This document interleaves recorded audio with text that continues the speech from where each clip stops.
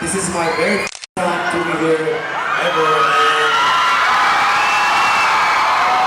So I originally scheduled to attend the Jingle Ball at your radio station, but I got another schedule on the day, so I'm doing this right now. So you guys gonna be the first people ever in the history who's gonna see my performance live in Tampa Bay here right now. I'm always doing what I can do. I'm always doing my best, but especially today, if some of you might know or not, but still, this kind of applause is really touching me right now. I really appreciate it right now. I really gonna do what I can do from now on.